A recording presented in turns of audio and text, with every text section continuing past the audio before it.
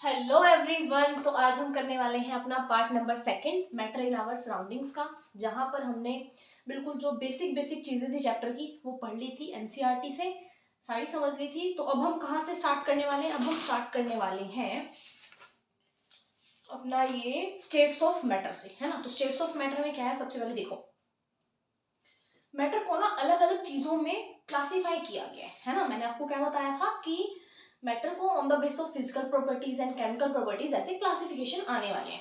तो उन्हीं के बारे में हम अब पढ़ेंगे। क्या कहता है कि observe different types of matter around you. एक तो बुक लेके बैठना, नहीं तो कुछ समझ नहीं आने वाला, ठीक है। डिफरेंट टाइप्स ऑफ मैटर को अपने आसपास जो है ऑब्जर्व करके देखो, ठीक है। इनकी डिफरेंट स्टेट क्या क्या आपको देखने को मिलती है, ये देखो।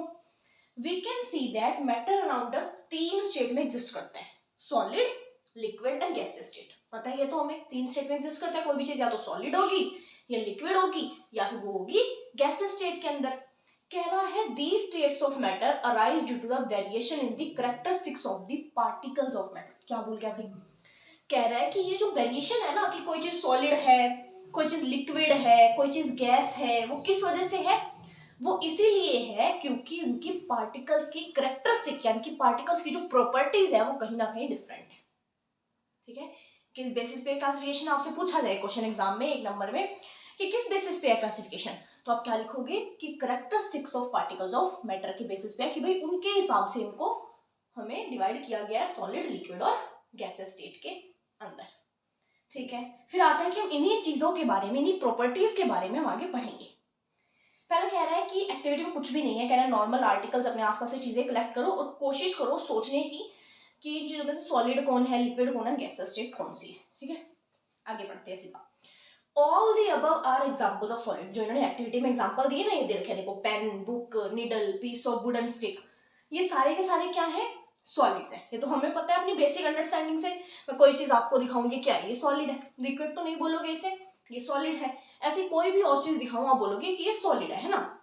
कह रहा है कि हम ऑब्जर्व करेंगे सॉलिड्स में कि उनकी एक डेफिनाइट शेप होती है। अंडरलाइन करो इन चीजों को, क्या होती है? डेफिनाइट शेप होती है, डेफिनेट शेप है उनकी, उनकी बाउंड्रीज डिस्टिंक्ट है, ठीक है, और फिक्स्ड वॉल्यूम है, मतलब फिक्स कहीं ना कहीं उनकी बाउंड्रीज है।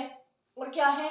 एक डेफिनेट उनकी शेप है, बाउंड्री है उनकी एक, और उनके अंदर नेग्लिजिबल कंप्रेसिबिलिटी है। कंप्रेसिबिलिटी मतलब, डरो मत वर्ड देख के बड़े बड़े, कंप्रेसिबिलिटी का मतलब होता है कि हम किस चीज को प्रेस करने से दबा रहे हैं तो उनके अंदर क्या है? नेग्लिजिबल है, कि हम उसको अपने प्रेशर से ऐसे दबा नहीं सकते। कोई सॉलिड है, मैं इसकी बात करूँ, इसको कंप्रेस कर सकते हो ऐसे, फोर्स, कितना ही फोर्स लगा लो, क्या इसको कंप्रेस कर पाओगे, इसे दबा पाओगे? कंप्लीटली नहीं कर पाएंगे, है ना। तो क्या कह रहा है कि इनकी एक फिक्स बाउंड्री, डेफिनेट शेप हो गई, फिक्स वॉल्यूम्स हो गई इनकी, और नेग्लिजिबल कंप्रेसिबिलिटी हो गई। Solids have a tendency to maintain their shape when subjected to outside force। अच्छा, अब नेग्लिजिबल कंप्रेसिबिलिटी क्यों बात करी इन्होंने इसकी? उन्होंने ये मेंशन इसलिए किया क्योंकि नेग्लिजिबल कंप्रेसिबिलिटी मतलब ऐसे मैं दबा नहीं पा रही, इसकी शेप नहीं चेंज कर पा रही। ये कहना चाहते हैं इसकी एक फिक्स्ड शेप है ना। इसके अंदर एक प्रॉपर्टी है कि ये अपनी शेप को चेंज नहीं करेगा। सॉलिड ले रही हूँ, है ना, ये अपनी शेप चेंज नहीं करेगा। ये बोर्ड है, सॉलिड है, ये अपनी शेप चेंज नहीं करेगा, और कितनी आउटसाइड फोर्स लगा लो, इसके अंदर प्रॉपर्टी है कि अपनी शेप को मैं चेंज नहीं करने वाला। ये इसके अंदर क्या है? एक प्रॉपर्टी है जो सॉलिड्स के अंदर होती है। अच्छा, सॉलिड में break under force, solid force से तोड़े जा सकते हैं, but difficult to change their shape. बन की चेंज करना शेप को डिफिकल्ट चीज है। हाँ, ज्यादा फोर्स लगाओगे तो टूट जरूर सकते हैं ये, है ना। सो इसलिए इनको क्या बोला जाता है? सॉलिड्स होती है रिजिड। सॉलिड आ जाते हैं रिजिड ऑब्जेक्ट्स में। देखो, अब आपको ये चीजें बहुत छोटी छोटी लग रही है ना, आगे क्लासेस में जाओगे इनको और ज्यादा अच्छे से समझाया जाएगा कि आउटसाइड फोर्स को क्या बोलते हैं, जब हम सॉलिड की शेप को चेंज करने के लिए लगा रहे हैं, है ना। और कहीं ना कहीं उस ये रिजिड बॉडीज क्या होती हैं, ये बहुत डिटेल में चीजें आएंगी। अभी बेसिक बेसिक इन्होंने बताया कि सॉलिड की फिक्स्ड वॉल्यूम है, सॉलिड के अंदर क्या है? शेप फिक्स है, नेग्लिजिबल कंप्रेसिबिलिटी है, इनके अंदर टेंडेंसी है कि अपनी शेप को मेंटेन करके रखे। इन पे भी अलग से चैप्टर आने वाला है आगे क्लासेस में, तब आप डिटेल में इन चीजों को पढ़ोगे, ठीक है। अभी सिर्फ ये प्रॉपर्टीज ध्यान रखो। फिर कह रहे हैं ये चीजें देखो, एक बार क्या कह रहे हैं, आपके दिमाग में आया कि सॉलिड तो बहुत सारे हैं, है ना, उसमें कुछ ना कुछ, सॉलिड में भी तो कुछ ना कुछ वैरायटी होगी। जैसे इन्होंने बोला कि व्हाट अबाउट रबर बैंड, एक रबर बैंड होता है, उसके बारे में क्या कहना है भाई तुम्हारा? रबर बैंड के तो हम ऐसे खींच लेते हैं उसको, शेप सी बदल देते हैं उसकी, है ना, पहले ऐसी होती है, ज्यादा यूज करते हैं उसको तो कहीं ना कहीं वो ढीली हो जाती है, ये चीज पता है आपको, है ना। तो उसकी शेप कैसे चेंज हुई स्ट्रेच करने पे, वो सॉलिड नहीं है। आपने प्रॉपर्टी बताई कि फिक्स होगी, शेप चेंज नहीं होगी, तो क्या वो सॉलिड नहीं है rubber band. What about sugar and salt, वो तो पार्टिकल्स हैं छोटे छोटे, है ना। When keep in different jars these take the shape of jar. अब मेरे को अलग अलग जार में रखूंगी, इनकी शेप भी बदल जाएगी। मैं अगर इनको एक छोटी सी बॉटल में रख रही हूँ, ये उसी शेप में अंदर जाके हो जाएगी। फिर मैं इनको किसी बड़े से किसी ऑब्जेक्ट में रख रही हूँ, उनकी शेप हो जाएगी, है ना। तो क्या ये सॉलिड नहीं है। अच्छा, फिर आता है स्पॉन्ज के बारे में। क्या कहना है, स्पॉन्ज देखा है आपने, क्या हिंदी में क्या बोलते हैं भाई उसको, नहीं ध्यान आ रहा। वो सॉफ्ट सॉफ्ट स्पॉन्ज होता है ना, उस तरह से दबाते हैं, बिल्कुल उसके अंदर की एयर बाहर चली जाती है, दब जाता है वो प्रेशर से। उसकी बात करें स्पॉन्ज की, ये सॉलिड है लेकिन फिर भी इसको कंप्रेस कर पा रहे हैं। तो अभी तो हमने प्रॉपर्टीज बताई कि नेग्लिजिबल कंप्रेसिबिलिटी है, फिक्स्ड शेप है, लेकिन यहाँ तो ये हो नहीं रहा। तो आगे क्या बताते हैं ये कि सारे सॉलिड्स हैं। इन्होंने पहले पूछा, फिर खुद ही आंसर भी कर दिया। एनसीईआरटी सीधी खाती है भाई, पहले पूछती है फिर आंसर कर देती है ना। क्या बोला कि यस सॉलिड है, लेकिन एक रबर बैंड अपनी शेप क्यों चेंज कर रहा है। फिर वो चेंज इसलिए करता है क्योंकि अंडर फोर्स से शेप चेंज करता है, रीगेन्स द सेम शेप, उस शेप को दोबारा ले आता है। खींचती हूँ, छोड़ दो, आ जाएगा उस शेप में। तो फोर्स रिमूव करते ही वो उस शेप में आ जाता है। अगर एक्सेसिव फोर्स लगा, तो बहुत ज्यादा फोर्स लगा, तो हमने छोटे छोटे रबर बैंड देखे हैं, वो अलग अलग कलर्स में आते हैं, छोटे छोटे से 5 रुपए 10 रुपए का पैकेट आता है। उसको खींचोगे, ज्यादा फोर्स लगोगे टूट जाता है वो, है ना। तो कह रहे हैं वो ज्यादा फोर्स लगोगे तो टूट जाएगा। इसकी भी प्रॉपर्टीज होती हैं, इलास्टिसिटी वगैरह चीजें हैं, वो पढ़ोगे आगे, है ना। तो अभी सिर्फ ये समझो कि सॉलिड है, रबर बैंड में सॉलिड है, बस क्या है उसमें कि मैं फोर्स लगा रही हूँ, शेप चेंज हो रही है, फोर्स हटाते ही शेप वापस वो रीगेन कर लेगी अपनी शेप को, है ना। उनके अंदर क्योंकि टेंडेंसी है कि वो अपनी ही शेप में रहे, तो रीगेन कर लेगी। अच्छा, फिर उसके बाद क्या कह रही है, अगर ज्यादा फोर्स लगाओ तो टूट भी सकती है। अच्छा जी, shape of each individual sugar या सॉल्ट क्रिस्टल फिक्स है। एक एक इंडिविजुअल क्रिस्टल की तो शेप साइज फिक्स है। Whether we take it in our hand, चाहे मैं हाथ में लूं, चाहे मैं उनको किसी प्लेट में रखूं, चाहे मैं उसको जार में रखूं, है ना। आगे, स्पॉन्ज के अंदर माइन्यूट होल्स होते हैं, छोटे छोटे से होल्स प्रेजेंट होते हैं, छोटे छोटे छेद होते हैं ना स्पॉन्ज के अंदर, जहां पे एयर फंसी हुई होती है, ट्रैप्ड होती है। अभी बोला था मैंने आपको, जब हम उसको प्रेस करते हैं, एयर उसमें से एक्सपेल आउट यानी कि बाहर निकल जाती है, and we are able to compress it, और हम उसको कंप्रेस कर पाते हैं। क्या कह रहा है, स्पॉन्ज के अंदर छोटे छोटे होल्स हैं जिसमें एयर ट्रैप्ड है, मैंने प्रेस किया, वो एयर बाहर चली जाएगी, इस वजह से मैं उसको कंप्रेस कर पा रही हूँ। कहीं ना कहीं पार्टिकल्स का ही फर्क आ रहा है, स्पेसेस वगैरह, है ना। आगे क्या कहता है, लिक्विड स्टेट की बात करो भाई, सॉलिड की प्रॉपर्टीज पढ़ ली, अब लिक्विड की पढ़ लेते हैं। अब यहाँ पे भी कह रहे हैं अलग अलग लो भाई, अलग अलग अपना मिल्क लो, ऑयल लो, जूस लो, कोल्ड ड्रिंक्स लो, अलग अलग बीकर में उनको देखो, चेक करो, ये कह रहे हैं, ठीक है। हम मेन बात पे आते हैं कि we observe that liquids have no fix shape. हमने ये ऑब्जर्व किया, मैंने पानी को पहले एक प्लेट में डाला तो प्लेट की शेप ले ली, मैंने उसी पानी को एक मटके में डाला, मटके की शेप ले ली, मैंने उस पानी को एक ग्लास में डाला, ग्लास की शेप ले ली। तो लिक्विड्स की कोई फिक्स शेप नहीं है, ये चीज देखिए आपने, लिक्विड्स की कोई फिक्स शेप नहीं है। हाथ में लोगे तो अलग ही उनका होगा, है ना। तो इनकी फिक्स शेप नहीं है, लेकिन इनकी फिक्स वॉल्यूम तो है। भाई मैंने 10 लीटर पानी लिया था, चाहे वो मैं ग्लास में ले लूं, बहुत बड़ा ग्लास है मेरे पास, ठीक है, चाहे मैं उसको ग्लास में ले लूं, चाहे मैं उसको एक प्लेट में ले लूं, चाहे मैं उसको किसी भी बर्तन में लूं, वो 10 लीटर का 10 लीटर ही रहने वाला है। तो वॉल्यूम फिक्स है, पानी घटपट तो जाएगा नहीं, बस शेप ही तो चेंज कर रहा है ना, तो वॉल्यूम उसका क्या है, फिक्स है। ठीक है, क्लैरिटी, ठीक है भाई। चलो, लिक्विड क्या करते हैं, जिसमें भी रखा जाता है, जिस भी कंटेनर में, उनकी शेप ले लेते हैं। ठीक है, मैं वैसे ट्राई करती हूँ कि मैं लाइन ना पढ़ूं, कि इंग्लिश की लाइन ही पढ़ती जा रही हूँ, मैं लाइन को दिमाग में पढ़ती हूँ, देन आपको ट्रांसलेट करती हूँ। थोड़ा सा ध्यान रखो कि मैं कब कौन सी लाइन पढ़ रही हूँ, ठीक है, थोड़ी सी क्लैरिटी लाओ। ऐसा ना हो कि मैं पढ़ी आ रही हूँ, आप अभी पीछे ही ढूंढ रहे हो कि कहाँ पढ़ रही हूँ। मैं लाइन को दिमाग में पढ़ के देन आपको उसका मीनिंग बता रही हूँ, कोशिश कर रही हूँ कि आपको ऐसे समझ आए, ठीक है। चलते हैं, लिक्विड, मैं ट्रांसलेटर का तो काम नहीं करना ना कि सिर्फ बोलती जाऊँ ऐसे ही, इंग्लिश की लाइन पढ़ी देन हिंदी बता दी, थोड़ा देखो कहाँ पढ़ रही हूँ, अंडरलाइन करो, मेंशन करो उस चीज को। तो लिक्विड्स क्या करते हैं, फ्लो करते हैं, यानी बहते हैं, है ना। लिक्विड को ऐसे मैं यहाँ खिंडा दूं, बह के पता नहीं कहाँ कहाँ चला जाएगा वो। And change shape so they are not rigid. अभी मैंने बोला सॉलिड्स की फिक्स्ड शेप थी, उनको प्रेस करना बहुत मुश्किल था, लेकिन लिक्विड क्या है, उनकी क्या है, रिजिड नहीं है ये। उनको रिजिड बोला था मैंने, ये रिजिड नहीं है। अच्छा, but can be called fluid, लेकिन इसको फ्लूइड बोला जा सकता है। क्या सॉलिड्स को मैं रिजिड कह सकती हूँ और लिक्विड्स को मैं फ्लूइड कह सकती हूँ। अच्छा जी sorry. Refer to activities 1.5 and 1.5 where we, जब हमने एक्टिविटीज पढ़ी अभी अभी, हमने देखा सॉलिड लिक्विड जो है डिफ्यूज हो जाते हैं एक दूसरे के अंदर, मिक्सअप हो जाते हैं basically. Gases from the atmosphere पानी के अंदर मिक्स हो जाती हैं। दीज गैसेस स्पेशली जो ऑक्सीजन है, जो कार्बन डाइऑक्साइड है, वो एसेंशियल होते हैं किसके लिए, एक्वेटिक एनिमल्स के, प्लांट्स के सर्वाइवल के लिए। आप सोचो ना मछली कैसे अंदर रह रही है पानी के, क्योंकि पानी में भी ऑक्सीजन डिसॉल्व है। तो ये कह रहे हैं कि लिक्विड्स सॉलिड्स में जो गैसेस हैं वो लिक्विड में कहीं ना कहीं डिसॉल्व हो रही हैं। ठीक है, गैसेस फ्रॉम द एटमॉस्फेयर कहीं ना कहीं पानी के अंदर जो है वो डिसॉल्व हो जाती है। Solid liquid can diffuse into solids and liquid can diffuse into liquid. Solid कैसे, जैसे मैंने कल बताया था आपको, चीनी को मिक्स करते हैं तो वो मिक्सिंग चल जाती है। ठीक है, और क्या हो सकता है, शुगर वाला एग्जांपल लो, वो मिक्स हो जाते हैं। और बाकी क्या बात आती है, फिर आती है अपना गैसेस। कैसे, गैसेस ऑक्सीजन मिक्सड है पानी के अंदर, है ना। सारे के सारे living creatures need to breathe, सांस लेने की तो सबको जरूरत है, ऑक्सीजन तो सबको चाहिए। एक्वेटिक एनिमल्स कैसे ब्रीथ करेंगे, क्योंकि डिसॉल्व ऑक्सीजन प्रेजेंट है पानी में। तो we may conclude that solids, liquids and gases can diffuse into liquids. Solid भी, लिक्विड भी, गैसेस भी डिफ्यूज हो सकते हैं। डिफ्यूजन वर्ड मैंने मतलब बताया था डिफ्यूजन का, है ना, वो मिक्सिंग एग्जांपल दे रही थी। तो डिफ्यूजन के ध्यान रखना, डिफ्यूजन खुद से जब मिक्स हो होता है।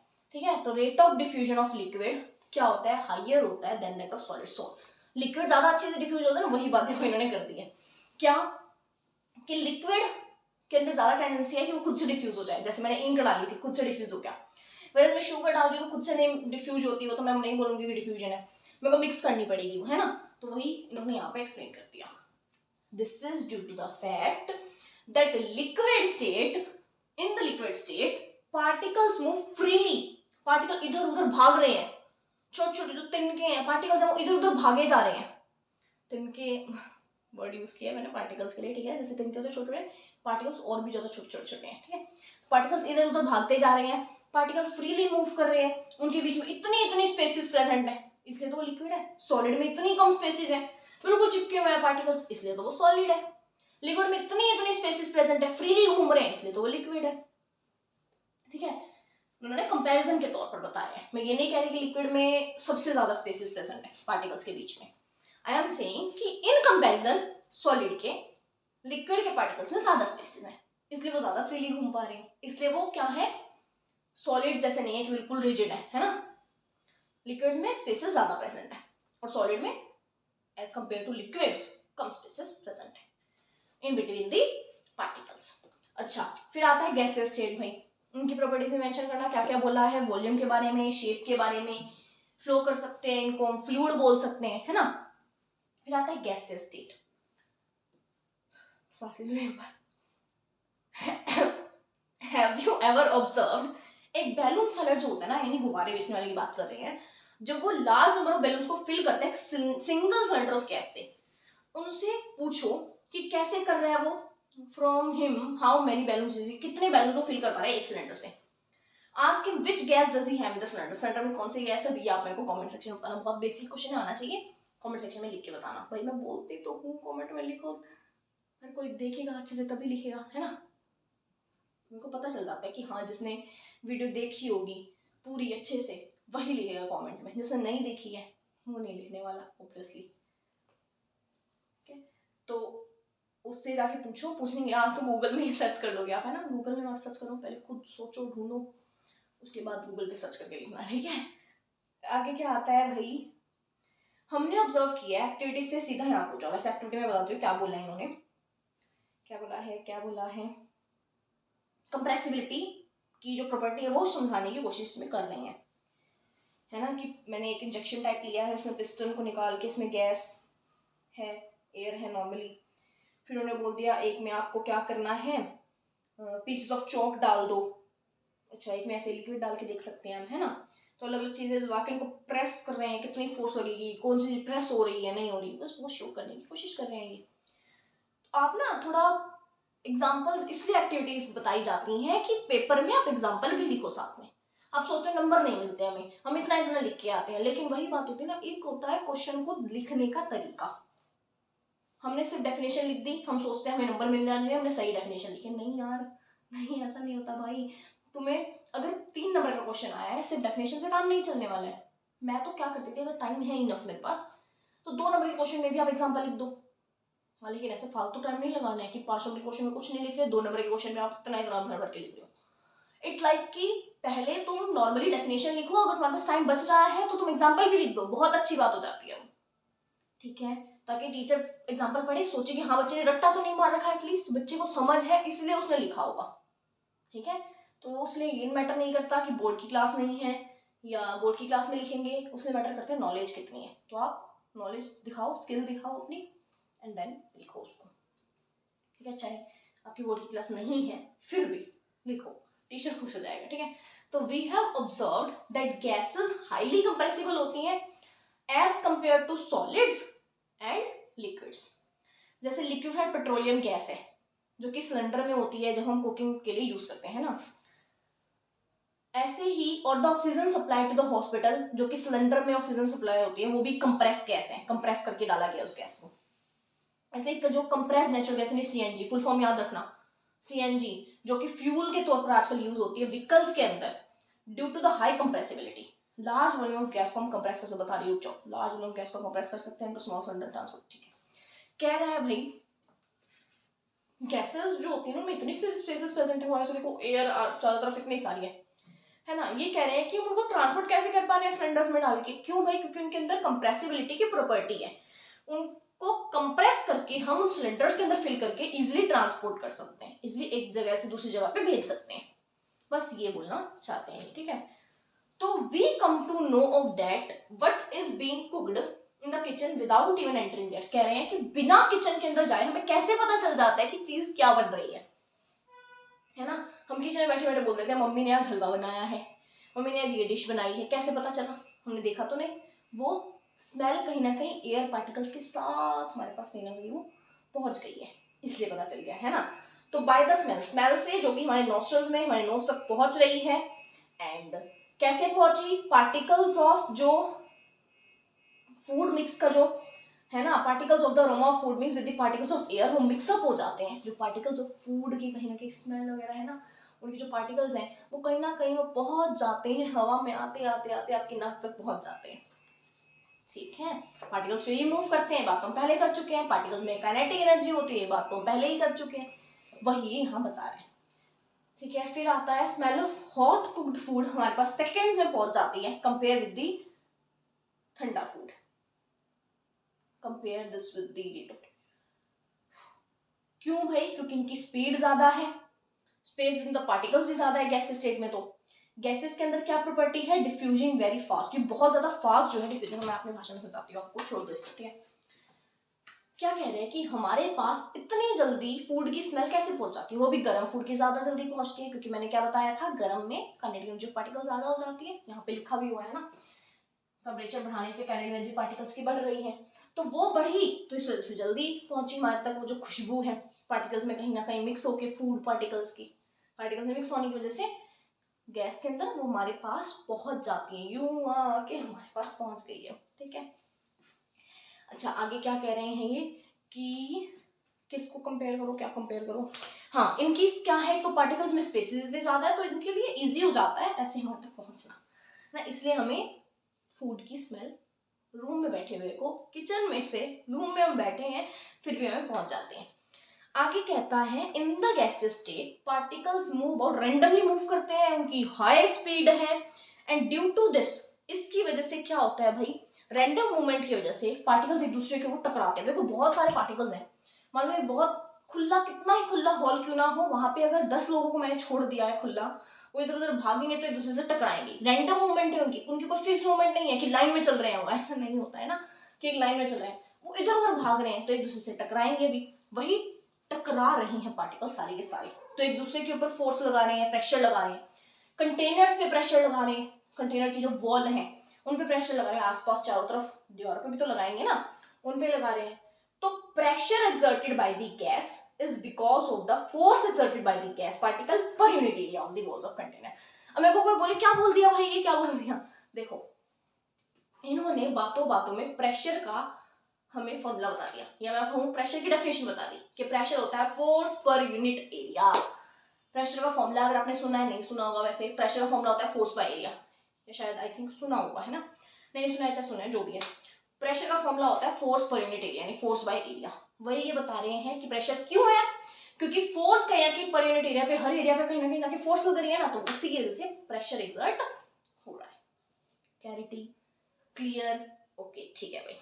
वॉल्स ऑफ कंटेनर पे भी और एक दूसरे पे तो टकरा ही रहे हैं। यहाँ पे क्या शो कर दिया इन्होंने भाई, दिख रहे हैं आपको, अपने बुक में तो दिख ही रहा होगा, पार्टिकल शो करे बिल्कुल पास पास पास पे, यहाँ थोड़े थोड़ी स्पेसेस हैं गैस उसमें, लिक्विड में, गैस के अंदर इतने दूर दूर है, भागेंगे टकराएंगे भी, है ना। चलो भाई आगे चलो, आगे आता है can matter change it's state, question try करना, ठीक है। तो can matter change it's state, क्या मैटर अपनी स्टेट चेंज कर सकता है, तो हमें पता है अपनी observation say that water can exist in 3 states, water 3 state में एग्जिस्ट होता है। आपसे कोई भी नॉर्मल इंसान ही पूछता ना कि क्या, किसी नॉर्मल व्यक्ति से पूछ लो, चाहे वो 7-6 क्लास का हो, किसी भी क्लास का हो, या किसी ने पढ़ाई ना भी कर रखी हो, उसको भी पता होगा ये चीज, है ना, ना भी पढ़ रखा हो किसी ने साइंस की बुक में ऐसा, तो पता होगा उसको कि सॉलिड लिक्विड में और लिक्विड गैस में चेंज हो सकते हैं। कैसे, हमने देखा है पानी सॉलिड में भी एग्जिस्ट करता है आइस के तौर पे, पानी जो पीते हैं वो लिक्विड में भी एग्जिस्ट कर रहा है ना, पानी गैसेस फॉर्म में एग्जिस्ट कर रहा है, वेपर्स बन जाते हैं उसके, उड़ जाता है ना, तो वही चीजें बात करेंगे। हाँ भाई हो सकता है, बिल्कुल साधारण सा सवाल था तो इनका। What happens inside the matter during the change, state change जब हो रही है तो अंदर क्या चल रहा है ये बताओ हमें अब। What happens to the particles of matter during the change, क्या हो रहा है पार्टिकल्स के साथ, कैसे चेंज हो रही है स्टेट, हमें इन क्वेश्चंस के भी आंसर चाहिए। नॉर्मल इंसान ये बता देगा कि हाँ भाई ऐसे ऐसे हो रहा है, अब हमें तो पूरा अंदर तक जाना है, कैसे हो रहा है भाई ये बताओ।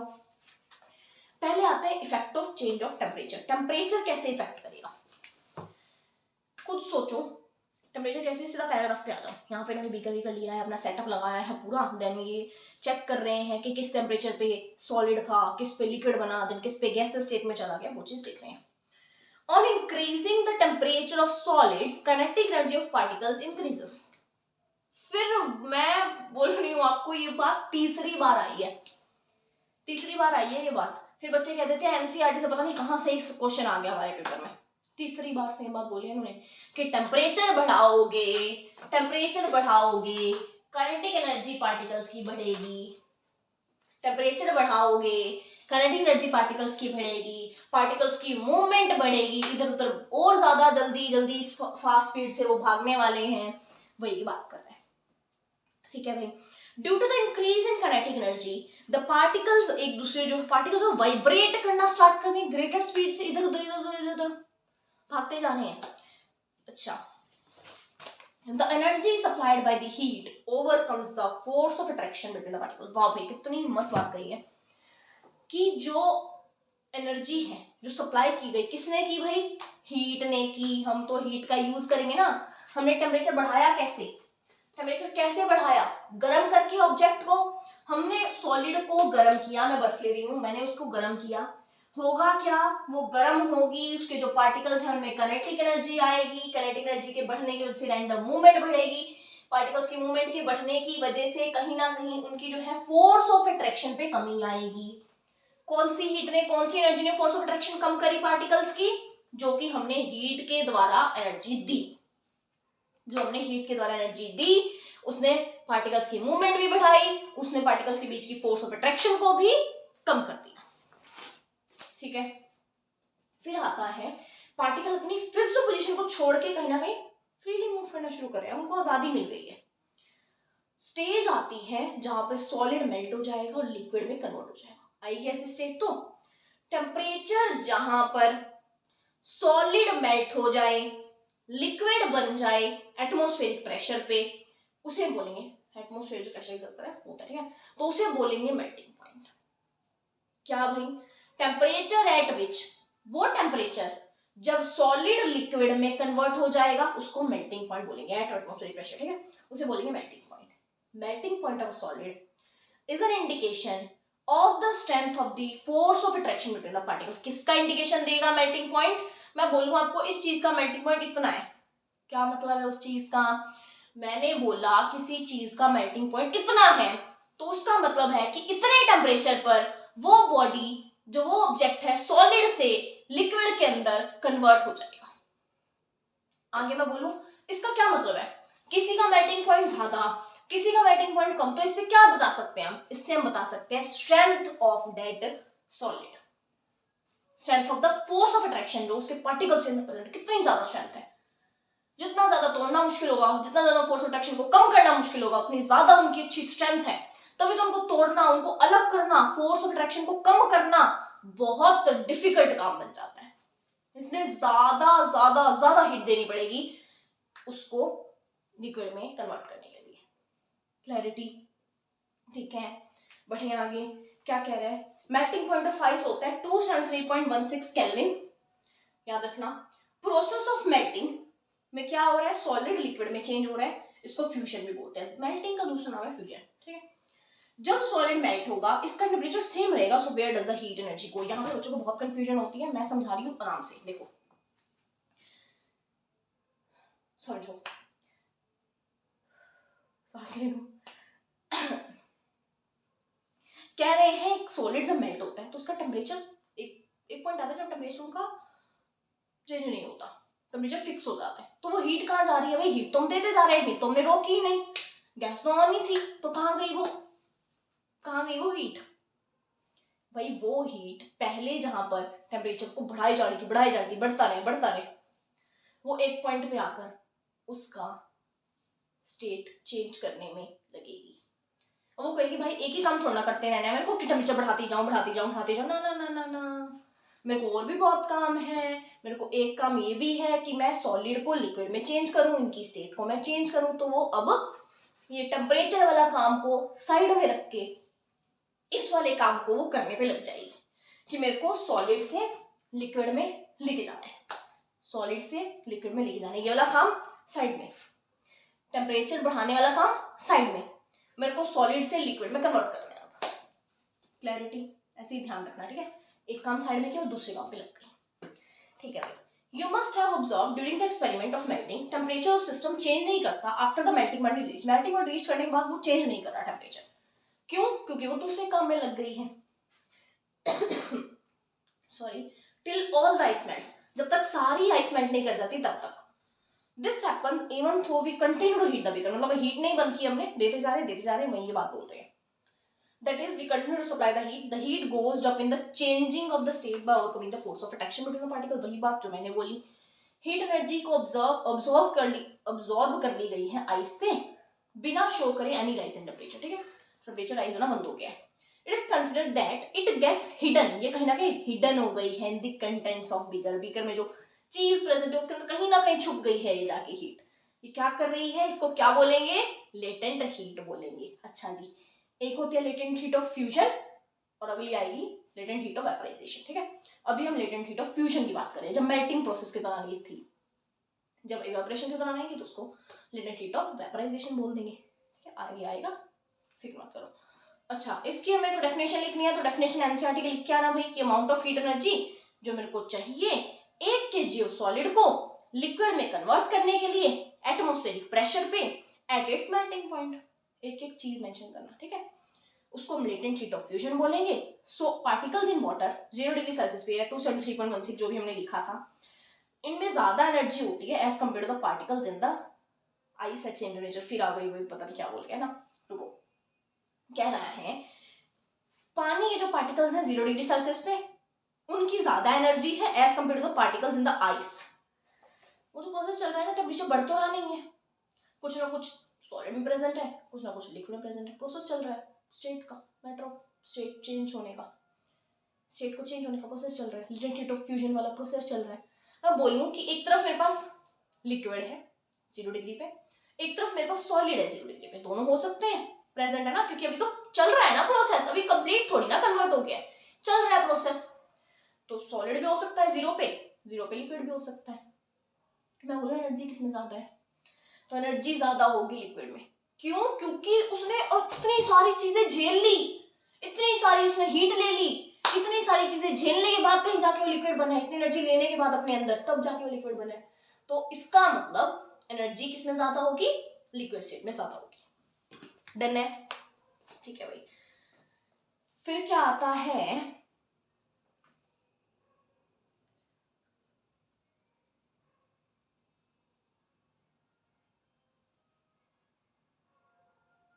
अब आता है बॉइलिंग पॉइंट। ठीक है, जब हम हीट एनर्जी सप्लाई करते रहेंगे उस पानी को भी, तो उसके पार्टिकल और ज्यादा फास्ट हो जाएंगे। अभी जो समझाया ना बिल्कुल वैसा है। काइनेटिक एनर्जी बढ़ी, फोर्स ऑफ अट्रैक्शन फिर कम हुई, फिर उनके अंदर इनफ एनर्जी आ गई कि वो फोर्स ऑफ अट्रैक्शन को ब्रेक कर पाए, फ्री हो सके उस फोर्स से। At this temperature liquid gas में चेंज होने लग जाएगा। पहले सॉलिड लिक्विड में हो रहा था, अब लिक्विड गैस के अंदर हो रहा है, और उस पॉइंट को मैं बॉइलिंग पॉइंट बोल दूंगी। तो temperature at which liquid starts boiling at the atmospheric pressure is known as boiling point. Boiling एक बल्क फिनोमिना है। Particles from the bulk of a liquid gain energy, बहुत सारे पार्टिकल्स हैं, एनर्जी गेन कर रहे हैं to change into vapour state. Water के लिए टेम्परेचर 373 केल्विन 100 डिग्री सेल्सियस होता है। क्या हम डिफाइन कर सकते हैं ऐसे ही लेटेंट हीट ऑफ वेपराइजेशन? बिल्कुल कर सकते हैं भाई। जो सेम तरीका वहां पे स्टेट चेंज हो रही थी वैसे यहाँ हो रही है, बिल्कुल सेम टू सेम। ठीक है, बस क्या करना है कि वाटर वेपर क्या बोल रहे हैं कि भाई 1 kg ऑफ लिक्विड को कन्वर्ट करने के लिए इनटू गैस, वही सेम हीट ऑफ वेपराइजेशन हो गया। अच्छा, वाटर वेपर है मोनल। अब ये पूछेंगे फिर से वही सेम सवाल, अब लिक्विड में ज्यादा एनर्जी है या वाटर वेपर्स में? तो वाटर वेपर्स ने तो और बहुत कुछ झेल लिया, और एनर्जी ली और हीट ली, तब जाके वेपर्स बनी, तो वेपर्स में ज्यादा है ना।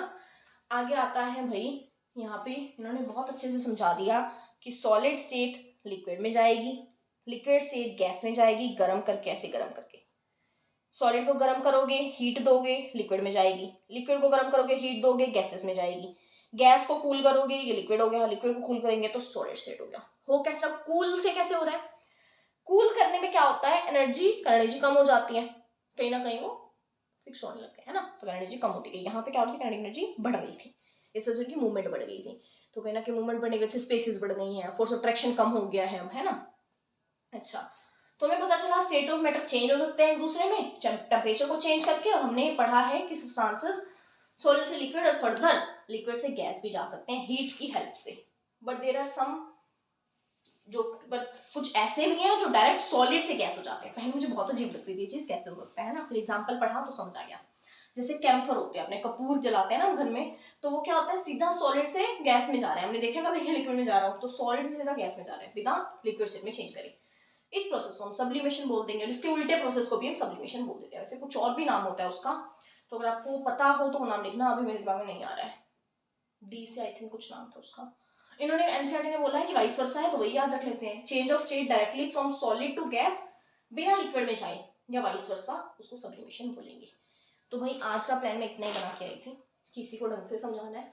प्रेशर से क्या होता है वो आगे देखेंगे, तो थोड़ा थोड़ा मैंने आपको अभी हिंट दे दिया है ना। तो आगे नेक्स्ट पार्ट में हम देखते हैं इफेक्ट ऑफ प्रेशर क्या है, फिर इवेपोरेशन आएगा आगे, है ना। इवेपोरेशन कोजेस कूलिंग, ये इफेक्ट आएगा, आराम से समझेंगे। ठीक है, बाय एंड ओके। कमेंट कर देना आप जो पूछा है।